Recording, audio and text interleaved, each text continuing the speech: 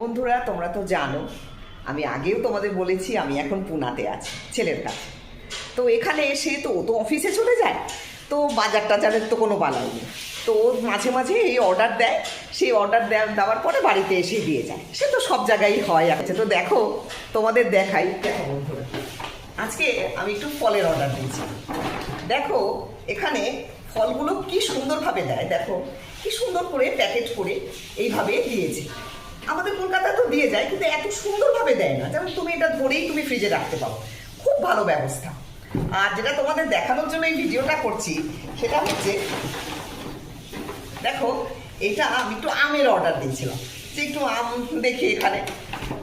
দেখো একটা সুন্দর, আমি তোতাপুরি আম দিয়েছিলাম। এই দেখো কি সুন্দর, দেখো আমটা। আমি না এই প্রথম তোতাপুরি আম দেখলাম, আমি নিজে কোনোদিন খাইনি। তাই ছেলে বললো যে না একটা দেখো অর্ডার দিয়ে।